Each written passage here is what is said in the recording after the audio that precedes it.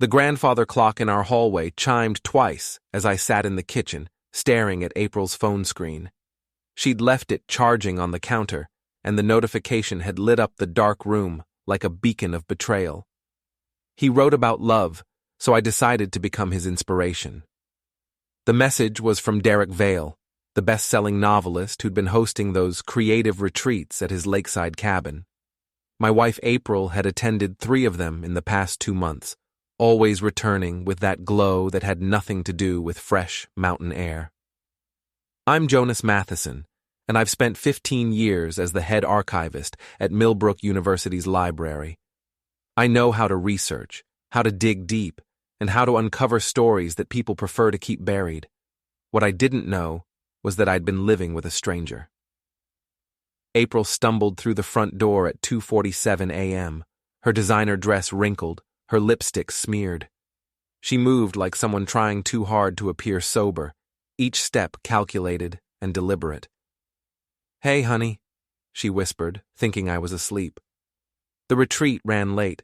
Derek had some amazing insights about narrative structure. I'm sure he did.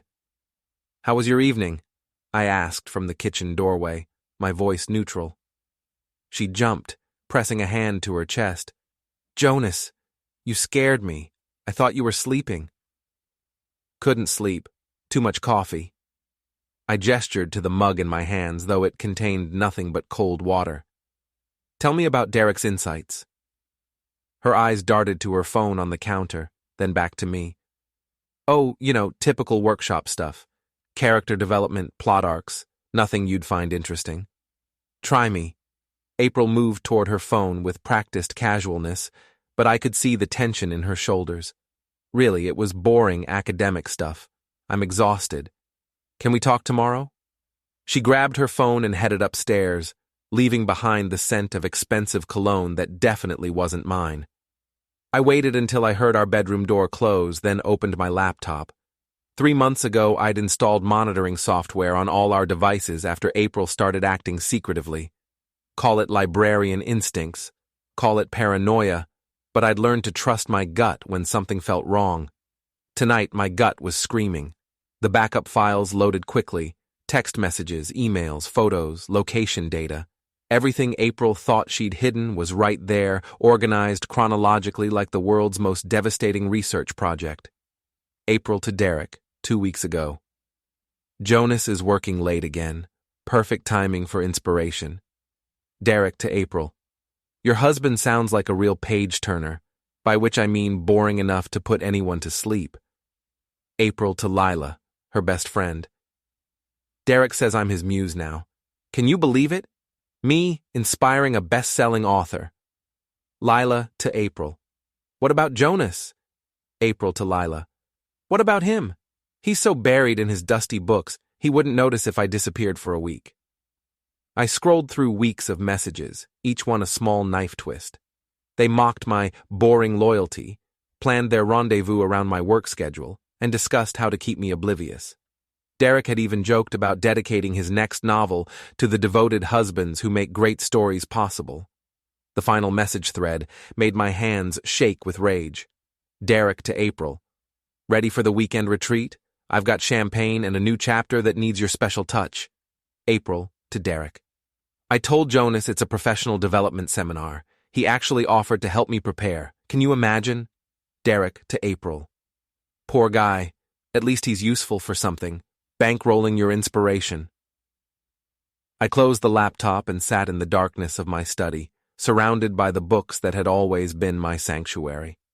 April was right about one thing. I was devoted. I'd supported her career, encouraged her ambitions, and never questioned her late nights or weekend seminars. I'd been the perfect, trusting husband. That version of Jonas was officially retired. I pulled out a notebook and began making lists. Names, dates, locations, financial records. If April wanted to play games with narrative structure, I'd show her what a real plot twist looked like. Derek Vale might be a best-selling author, but I was a professional researcher with access to databases he'd never dreamed of. By dawn, I had a plan. Before we dive deeper into this story, I have one small request. Please subscribe, drop a like, comment, and hit that hype button to boost this channel so more people can discover these incredible Reddit stories. The next morning, April bounced into the kitchen like nothing had happened, wearing her favorite power suit and that smile she reserved for university donors. "Good morning, sweetheart. I made coffee." She kissed my cheek, and I caught another whiff of that cologne. "Sorry I was so tired last night. The retreat was intense, but Derek really pushed us to explore new creative territories." "I'm sure he did." I accepted the coffee mug, noting how her hands trembled slightly. "Tell me more about these territories." "Oh, breaking down barriers, pushing past conventional boundaries." She busied herself with toast, avoiding eye contact. "Derek has this theory about inspiration requiring complete emotional honesty. Fascinating. I'd love to meet him sometime." April's knife clattered against her plate. "Meet him? Why?" "Professional curiosity. It's not often we get a best-selling author in Millbrook. I could arrange a library event, maybe a reading series." "He's very private," she said quickly. "Doesn't do public appearances locally. Keeps his work and personal life separate." "How admirable. Maintaining boundaries is so important in professional relationships." She shot me a sharp look, but I kept my expression neutral. After 15 years of marriage, I'd learned to read April's tells. The way she touched her earring when nervous, how her voice pitched higher when she lied, the little crease between her eyebrows when she was calculating her next move, all three tells were firing now. "I should get to work," she said, grabbing her purse. "The dean wants to discuss our upcoming donor cultivation events." "Have a productive day, honey. I'll be in the archives most of the afternoon." After she left, I called my oldest friend Owen Garrett, an investigative journalist for the regional newspaper. We'd known each other since college, and he owed me more than a few favors from research I'd provided for his stories. "Jonas, what's got you calling before noon? Did someone return a book late?" "I need your help with something personal, Owen. Can you meet me for lunch?" His tone shifted immediately. "Everything okay?" "Define okay. How much do you know about Derek Vale?" "The novelist? Enough to know he's got a reputation around town. Why?" "Let's just say I'm developing an interest in contemporary literature." We met at Murphy's Deli, a place where the noise level provided perfect cover for sensitive conversations. Owen arrived with a manila folder already in hand. "I figured you weren't asking about his writing style," he said, sliding into the booth across from me. "Derek Vale, age 42, divorced twice, currently married to Catherine Vale, a pediatric surgeon. They have 2 kids, both in private school." "Divorced twice?" "Both times citing irreconcilable differences. But I did some digging after your call. The first ex-wife, Miranda, got a substantial settlement and signed an NDA.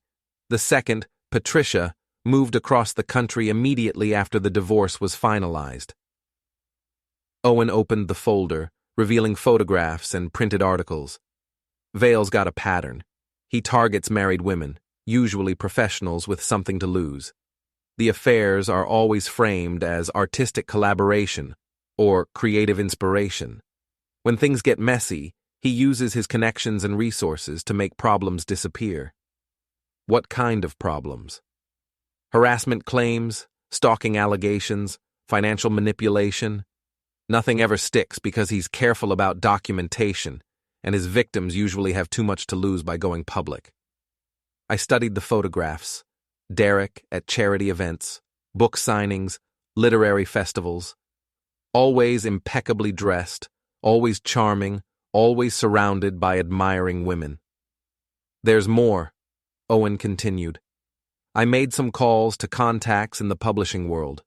Vale's last 3 novels were allegedly inspired by real relationships. He mines his affairs for material, then discards the women when the books are finished." "How do you know all this?" "Because Miranda Vale contacted me 6 months ago. She's been quietly documenting his pattern, hoping to find other victims willing to speak out. She's got recordings, photographs, financial records. She's building a case. Owen leaned forward, his expression serious. Jonas, if April is involved with this guy, she's not his first victim, and she won't be his last.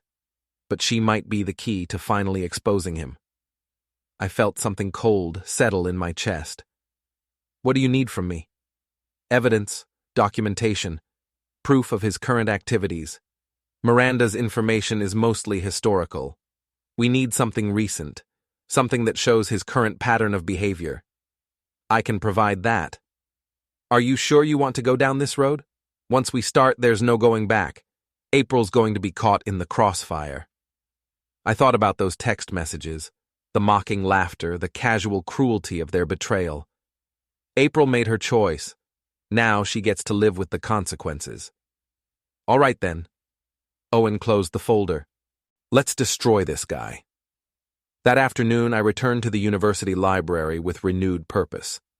My position as head archivist gave me access to databases, academic records, and research tools that most people never knew existed. I started with Derek's academic background, his publishing history, his financial records. What I found was a pattern of predatory behavior stretching back 15 years. Derek Vale wasn't just unfaithful, he was a professional manipulator who used his literary reputation to exploit vulnerable women. He'd refined his approach over the years, becoming more sophisticated in his methods and more careful about covering his tracks. But he'd made one crucial mistake. He'd underestimated the boring, loyal husband who spent his days surrounded by information. I began building files on everyone in Derek's orbit. His agent, Carter Finch, who helped manage the NDAs and settlements. His publisher, who turned a blind eye to his behavior as long as the book sold. His current wife, Catherine, who seemed genuinely unaware of her husband's activities. And April's support network, her best friend Lila, who clearly knew about the affair and encouraged it. Her co-workers at the university, including Jenna Hartwell, who'd always resented April's rapid promotions. Even our elderly neighbor, Mrs. Harrow, who saw everything that happened on our street and had an encyclopedic knowledge of local gossip. Each person represented a potential pressure point, a way to apply leverage when the time came. By evening, I had enough information to ruin Derek's career and destroy April's reputation. But I wasn't ready to act yet. I wanted them to feel secure, confident in their deception. I wanted them to believe they were winning. Because the best revenge stories always start with the villain thinking they've already won. April came home that evening with Chinese takeout and a guilty smile. I thought we could have a quiet night in, she said, unpacking containers of our usual favorites. I know I've been distracted lately with all these professional development activities. That's thoughtful of you. I helped set the table, playing the role of the appreciative husband. How are the workshops going? You seem energized by them. Derek really pushes us to examine our assumptions about creativity and inspiration. She served the lo mein with practiced efficiency. He says the best art comes from breaking conventional boundaries. Sounds revolutionary. What kind of boundaries? April paused, chopsticks halfway to her mouth. Oh, traditional narrative structures, expected character arcs. He encourages us to explore uncharted territory. I'd love to read some of his work. Maybe you could recommend something? His latest novel is quite complex, probably not your style. Try me. I might surprise you. That crease appeared between her eyebrows again. I'll pick something up for you next time I'm at the bookstore. We ate in companionable silence, and I marveled at how easily she maintained the performance. April had always been skilled at compartmentalization, but this level of deception required genuine talent. After dinner, she curled up on the couch with her laptop, supposedly working on university fundraising proposals. I retreated to my study and continued building my case files. Miranda Vale had provided Owen with a treasure trove of information about Derek's methods. He followed a predictable pattern. Identify a target, usually a married professional woman. Establish an intellectual connection through his literary reputation. Gradually escalate the relationship while maintaining plausible deniability. Mine. The affair for creative material.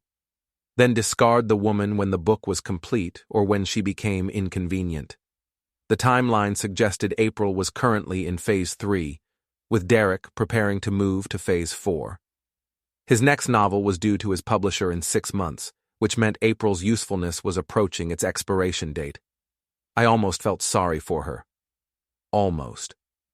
My phone buzzed with a text from Owen. Miranda wants to meet. Tomorrow, 2 p.m., Riverside Park. She has something to show you. I replied, I'll be there. The next day, I told April I was attending a librarians' conference in the next town over. She barely looked up from her morning emails, distracted by whatever Derek had planned for their next encounter. Drive safely, she murmured, already reaching for her phone. I'll probably work late tonight. The donor cultivation project is consuming all my time. I'm sure it is. Riverside Park was nearly empty on a Tuesday afternoon. I found Miranda Vale sitting on a bench overlooking the water, a woman in her early 40s with prematurely gray hair and intelligent eyes that held too much sadness. You must be Jonas, she said as I approached.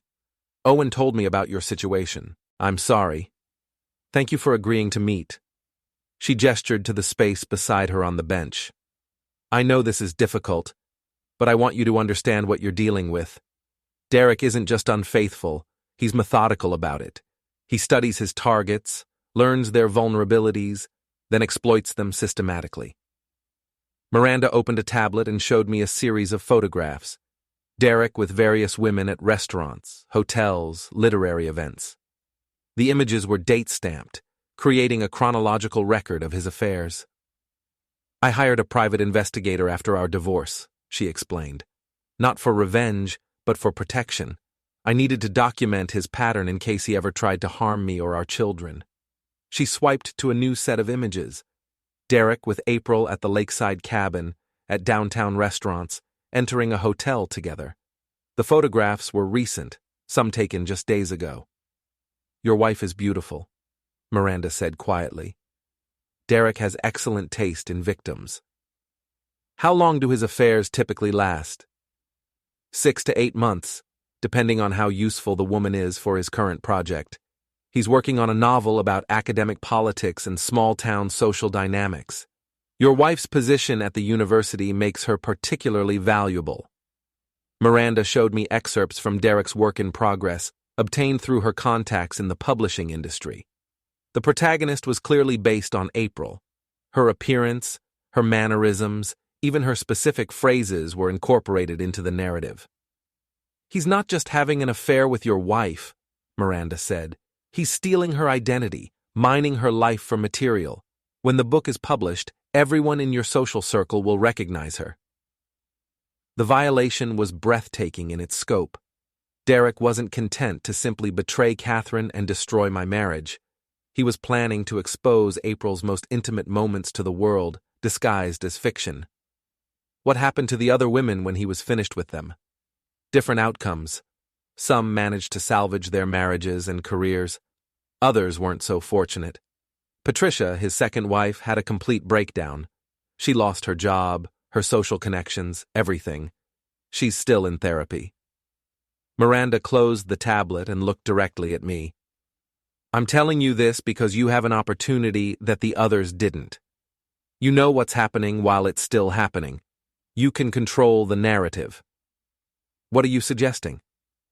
Derek's strength is his ability to manipulate information and control how stories are told. But you're a researcher, Jonas. You understand information systems better than he does. You could turn his own methods against him. She handed me a flash drive. Everything I've collected over the past 3 years, financial records, correspondence, photographs, audio recordings, use it however you see fit. Why are you helping me? Because Derek Vale has destroyed enough lives. It's time someone destroyed his. I pocketed the flash drive and shook Miranda's hand. Thank you. Don't thank me yet.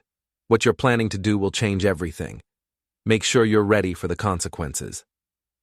That evening, April greeted me with unusual enthusiasm. "How was the conference?" she asked, actually looking up from her phone. "Enlightening. I learned some fascinating things about information management and narrative control." "That's nice, honey." She was already distracted again, typing rapidly. "I'm going to another workshop this weekend. Derek wants to focus on character development and emotional authenticity." "Sounds intensive." "It is, but the insights are incredible. He really understands how to reveal the truth beneath surface appearances." I smiled, thinking about the flash drive in my pocket. "I'm sure he does." The weekend workshop was the opening I'd been waiting for. April left Friday evening with an overnight bag, supposedly for a retreat focused on advanced narrative techniques. She kissed me goodbye with what seemed like genuine affection, probably relieved to have 48 hours of guilt-free time with Derek. As soon as her car disappeared down our street, I got to work. Mrs. Harrow had been watching our house with the dedication of a professional surveillance expert. At 73, she maintained detailed mental files on every neighbor's activities, visitors, and schedule variations. When I knocked on her door Friday night, she was ready with intelligence. "That wife of yours has been entertaining company," she said, inviting me in for coffee. "Tall fellow, expensive car, always arrives after dark and leaves before dawn. Very considerate about noise levels. I'll give him that." "How often?" 3 times in the past month. Always when you're working late at the library." Mrs. Harrow's eyes sparkled with the thrill of confirmed gossip. "I assumed you knew." "I'm learning all sorts of things lately." She disappeared into her kitchen and returned with a small digital camera. "I've been documenting unusual neighborhood activities. For security purposes, you understand." The photographs were remarkably clear. Derek's BMW in our driveway, Derek entering our house, Derek and April visible through our kitchen window. Mrs. Harrow had inadvertently created a comprehensive record of their affair. "I could email these to you," she offered, "for your security files." "That would be very helpful." Saturday morning, I drove to Derek's lakeside cabin. The property was isolated, surrounded by dense woods, perfect for clandestine meetings. I parked on a logging road half a mile away and approached on foot, using hiking trails I'd researched online. Through binoculars, I could see April and Derek on the cabin's deck, sharing breakfast and what appeared to be an intimate conversation. April looked relaxed and happy in a way I hadn't seen in months.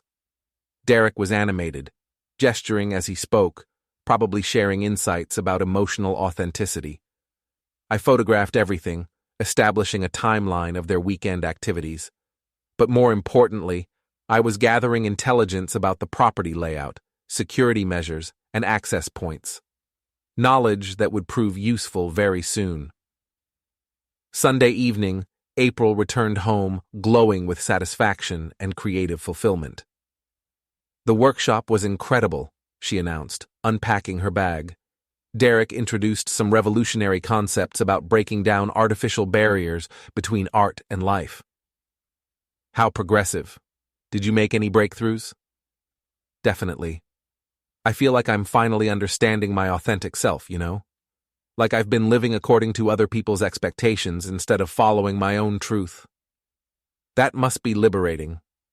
April settled onto the couch beside me, closer than she'd sat in weeks. "Jonas, I want you to know how much I appreciate your support. I know these workshops take time away from us, but they're helping me become the person I'm meant to be. I want you to be happy, April, whatever that requires." She smiled and leaned against my shoulder. "You're such a good man. I'm lucky to have you." The performance was flawless. April had convinced herself that her affair was actually a journey of self-discovery, with me as the supportive husband enabling her growth. The cognitive dissonance was breathtaking. Monday morning, I called Owen with an update. "I've got enough evidence to expose the affair," I told him, "but I want to do more damage than that. Derek's been using his literary reputation to manipulate women for years. It's time the world knew what kind of man he really is." "What did you have in mind?" "A comprehensive exposé, not just about April, but about his entire pattern of predatory behavior. I want to destroy his career, his reputation, and his ability to hurt anyone else. That's a big story. I'll need multiple sources, documented evidence, and legal review before publication. I can provide all of that. Miranda Vale is ready to go on record, and I've identified at least 3 other victims willing to speak. Plus, I have financial records showing how Derek and his agent have been paying hush money to previous targets. Owen was quiet for a moment. This could be career-defining work, but once we publish, there's no taking it back. Everyone connected to Derek is going to be exposed, including April. Including April. Are you prepared for that? I thought about those text messages, the casual cruelty, the complete lack of respect for our marriage. She made her choice. Now she gets to live with the consequences. All right, let's burn this guy down. That afternoon, I received an unexpected visitor at the library. Jenna Hartwell from April's office appeared at my desk, looking nervous and determined. Jonas, I need to talk to you about something, privately. We found an empty conference room, and Jenna closed the door behind us. I know about April and Derek Vale, she said, without preamble. I've known for weeks. I see. Look, I'm not proud of this, but April and I aren't exactly friends. She's gotten promotions that should have gone to more qualified candidates, and she's always acted like she's better than the rest of us. Jenna sat across from me, her hands clasped tightly. But even so, I thought you deserved to know what people are saying around the office. What are people saying? That April's been bragging about her affair. Not directly, but she makes these comments about expanding her horizons and exploring new creative territories. She acts like she's having some grand adventure while her boring husband stays home with his books. The casual cruelty was somehow worse than the affair itself. April wasn't just cheating, she was publicly humiliating me while maintaining plausible deniability. There's something else, Jenna continued. April's been using university resources for personal activities.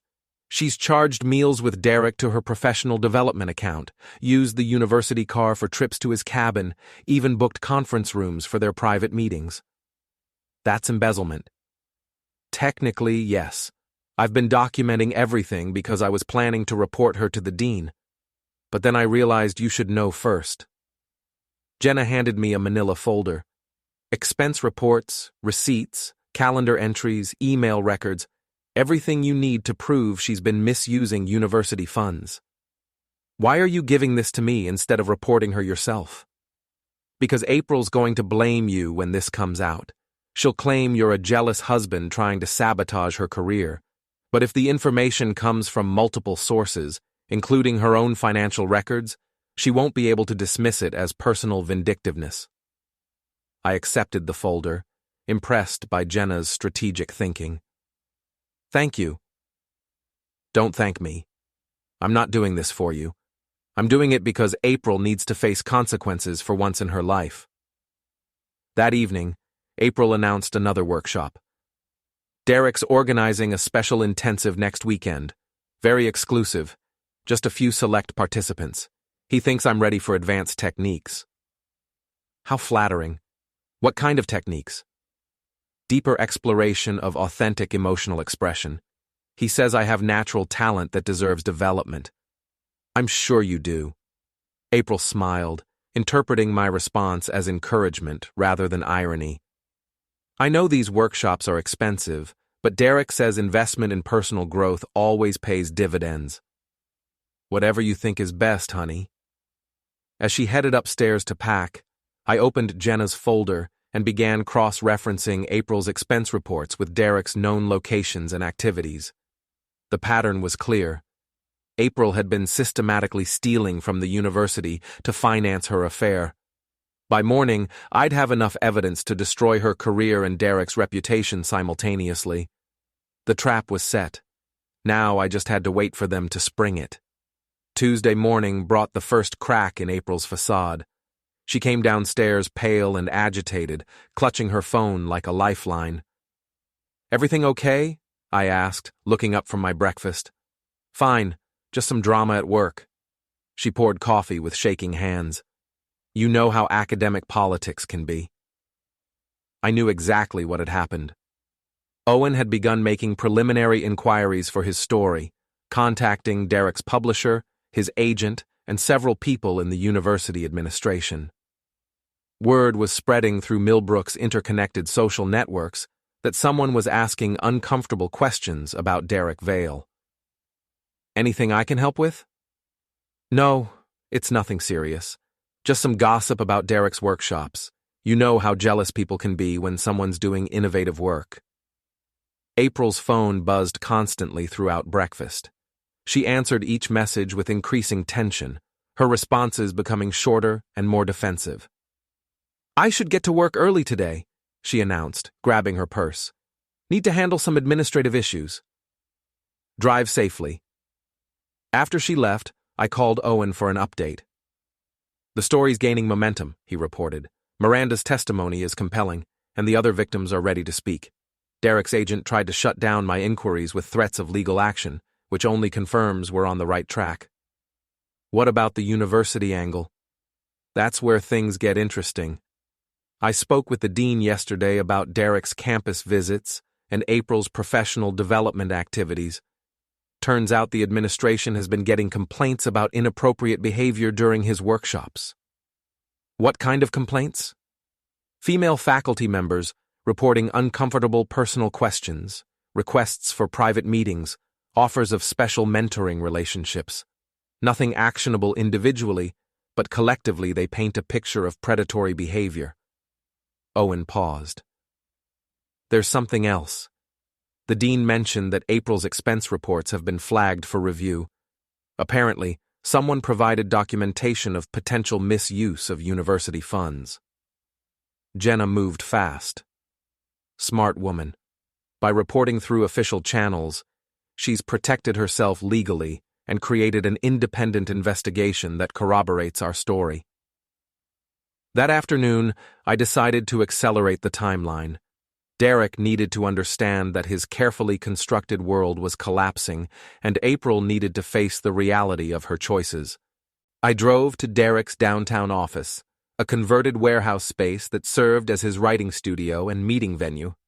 The building directory listed him as occupying the entire third floor, a testament to his commercial success. The elevator opened onto a reception area decorated with framed book covers and literary awards. A young woman behind the desk looked up expectantly. I'm here to see Derek Vale, Jonas Matheson. Do you have an appointment? Tell him it's about his current research project. He'll want to see me. She made a brief phone call, then gestured toward a set of double doors. Mr. Vale will see you now.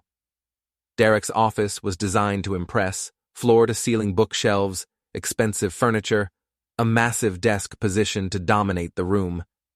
Derek himself was smaller than I'd expected, though impeccably dressed and radiating the confident charm that had seduced so many women.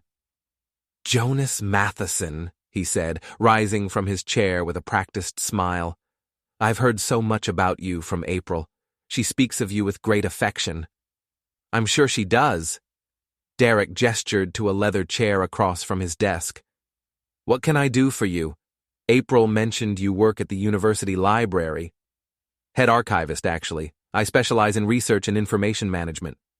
Fascinating field. I imagine you have access to all sorts of interesting historical documents. Among other things. I settled into the chair and studied Derek's face. I understand you're working on a novel about academic politics and small-town social dynamics. His smile flickered slightly. Writers draw inspiration from many sources. Indeed, I've been doing some research of my own lately, about inspiration, creative processes, the relationship between art and life. Research is essential for any serious work. I pulled out my phone and placed it on his desk. I thought you might find my findings interesting. Derek glanced at the phone, then back at me. I'm not sure what you're suggesting. I'm not suggesting anything.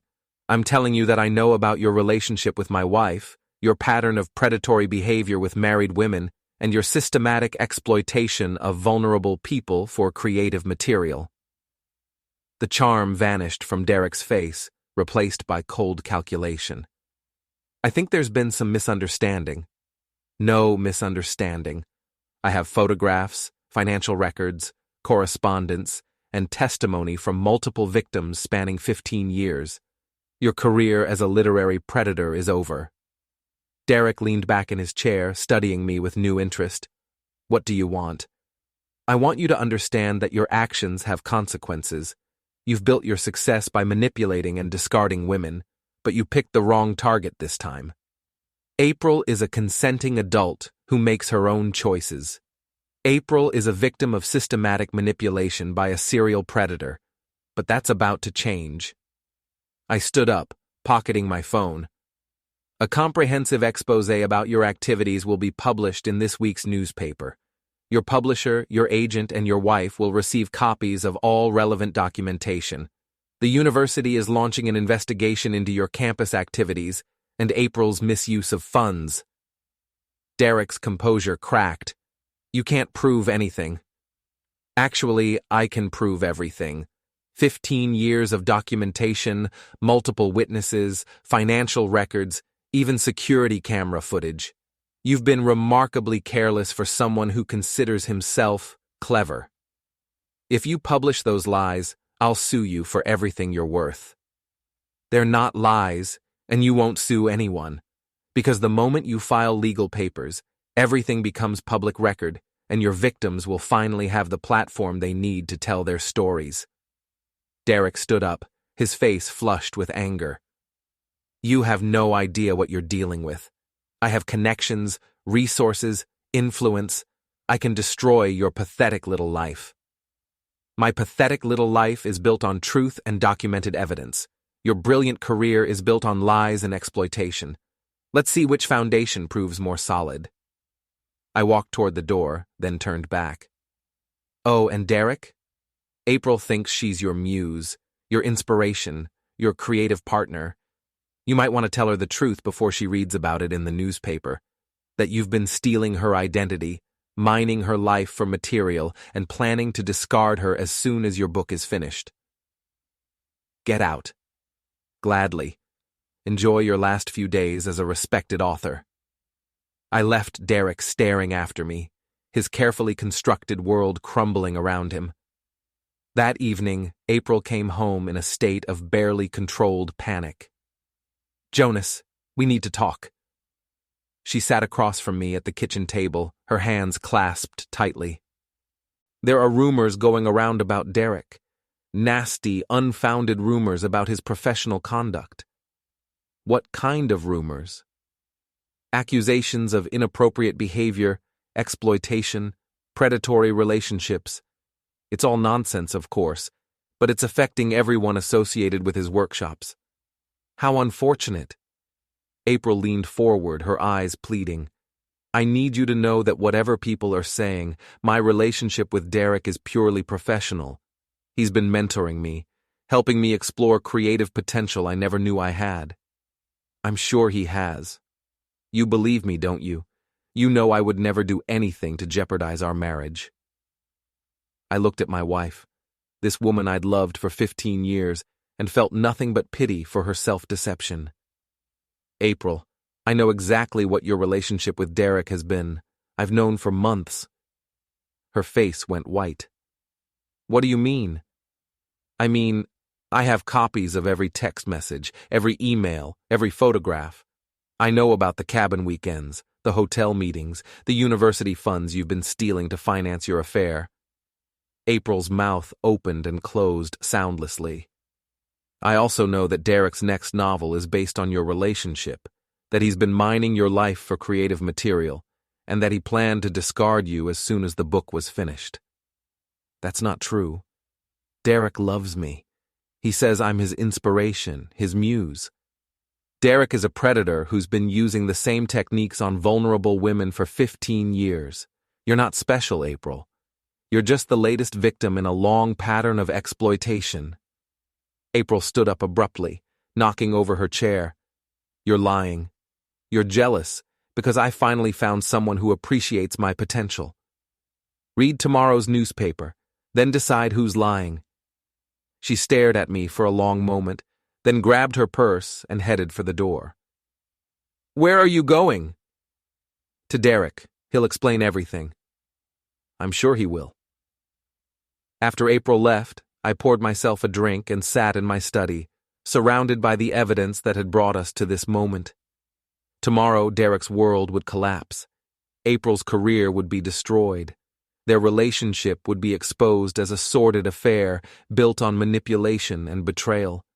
But tonight, I felt only emptiness where my anger used to be.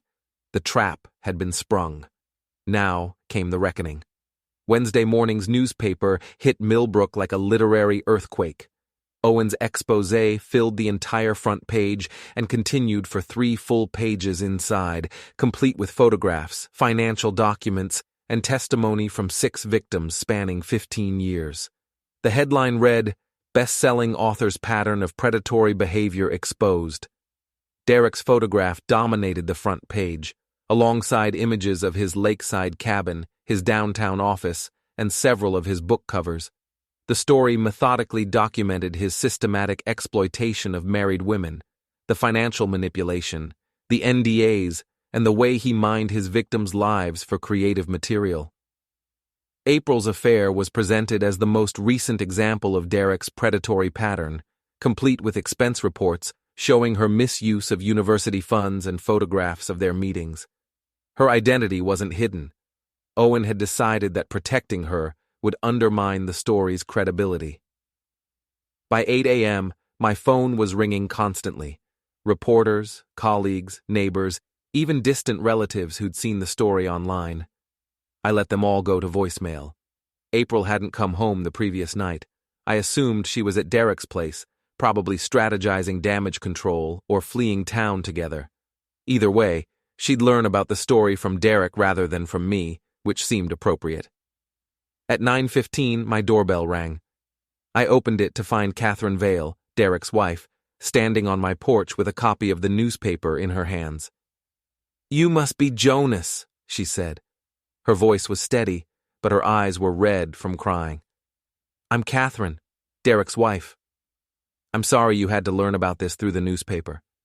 Actually, I'm grateful. I've suspected something was wrong for months, but Derek is very good at making people doubt their own perceptions." I invited her in, and we sat in my living room while she processed the magnitude of her husband's betrayal. 15 years, she said quietly. 15 years of affairs, and I never knew. I feel like such a fool. You're not a fool. Derek is a professional manipulator who's had decades to perfect his techniques. Catherine looked around my living room, taking in the family photographs, the comfortable furniture, the evidence of a life built on genuine partnership. "How are you handling this? Your marriage, I mean." "My marriage ended months ago. I just didn't realize it until I found the text messages. Will you try to work things out with April?" I considered the question seriously. No. Some betrayals are too fundamental to forgive. April didn't just have an affair. She systematically deceived me, stole money, and publicly humiliated me. Then she convinced herself she was the victim of my boring loyalty. Catherine nodded. Derek does that. He makes his victims feel like they're the ones being wronged by their spouse's devotion. We sat in comfortable silence for a few minutes, 2 people whose lives had been destroyed by the same predator. "What will you do now?" I asked. "Divorce him, protect my children, try to rebuild some kind of normal life." Catherine stood up, smoothing her skirt. "What about you?" "The same, I suppose. Though without children, my situation is simpler." "Is it? You orchestrated this entire exposure. That takes considerable planning and emotional investment." She was right. I'd spent months researching, documenting, and strategizing Derek's destruction. The process had consumed me, given me purpose when my marriage was collapsing. "I wanted justice," I said finally, "and now you have it. But justice isn't the same as healing." After Catherine left, I drove to the university to clear out April's office. The dean had called earlier to inform me that April had been terminated effective immediately, and that criminal charges were being considered for the embezzlement. The campus was buzzing with gossip about the scandal. April had been a visible figure in university administration, and her fall from grace was providing entertainment for faculty and staff who'd always resented her rapid advancement. Jenna met me at April's office with boxes and packing materials. "How are you holding up?" she asked as we began sorting through April's belongings. "I'm not sure yet. Everything feels surreal. The whole campus is talking about the story. Most people are shocked, but some of us saw signs that something was off." We packed April's personal items in silence, the detritus of a career built on competence and destroyed by arrogance. Her diplomas, awards, family photographs, the small personal touches that had made the office hers. "There's something else you should know," Jenna said as we sealed the last box. "April called the dean this morning, trying to claim that you fabricated evidence and manipulated the newspaper story out of jealousy." Did he believe her? Not for a second. The financial documentation is too comprehensive, and Owen's story includes too many independent sources. Plus, Derek's agent has already issued a statement distancing the agency from his behavior. That afternoon, I received a call from Miranda Vale. "I wanted to thank you," she said. "I've been trying to expose Derek for 3 years, but I never had the resources or connections to make it happen. You gave voice to all of his victims." It was the right thing to do. It was more than that. It was justice. Derek destroyed lives and careers for his own gratification, and he finally faced consequences. What happens now? His publisher has dropped him. His agent has terminated their relationship. Catherine is filing for divorce. The university has banned him from campus, and I've been contacted by lawyers representing other potential victims who are considering civil lawsuits. Miranda paused. "You destroyed him, Jonas, completely and permanently." Good. That evening, April finally came home. She looked exhausted, her designer clothes wrinkled, her makeup smeared. She'd clearly been crying for hours. "We need to talk," she said, dropping her purse by the door. "I don't think we do." "Jonas, please. I know you're angry, but we can work through this." I looked at my wife, this woman who'd shared my life for 15 years, and felt nothing but tired resignation. "April, you had an affair, stole money from your employer, publicly humiliated me, and convinced yourself that I was the problem in our marriage. What exactly do you think we can work through?" "I made mistakes, but Derek manipulated me. He made me believe things that weren't true." "Derek didn't make you send those text messages mocking my loyalty. He didn't make you steal university funds. He didn't make you lie to my face for months." April sat down heavily on the couch. "I know I hurt you, but I was confused, caught up in something I didn't understand. You understood perfectly. You chose excitement over commitment, lies over truth, selfishness over partnership. Those weren't mistakes, they were choices. So that's it? 15 years of marriage and you're just giving up?" "I'm not giving up, April. You gave up months ago when you decided Derek was more important than our marriage." She started crying then, deep sobs that shook her entire body. "I'm sorry. I'm so sorry. I never meant for any of this to happen." "Yes, you did. You meant for all of it to happen. You just didn't mean to get caught." I stood up, looking down at this woman who'd been the center of my world for so long. "I've already contacted a lawyer. Divorce papers will be filed tomorrow. Given the circumstances, I don't think you'll contest the terms." "Where am I supposed to go? I lost my job, my reputation, everything." "That's not my problem anymore." April looked up at me with desperate eyes. "Jonas, please, don't do this. I love you." "No, you don't. You love the security I provided, the respectability, the comfortable life. But you don't love me." I walked toward the stairs, then turned back one final time. Derek was right about one thing. You do have natural talent for deception, manipulation, and self-justification. Unfortunately, those aren't the qualities I want in a wife. As I climbed the stairs to pack my own belongings, I could hear April crying in the living room, but for the first time in months, her tears didn't move me. The reckoning was complete. Derek's career was destroyed, April's life was in ruins, and justice had been served. Now I had to figure out how to build a new life from the wreckage of the old one. But that's a different story entirely.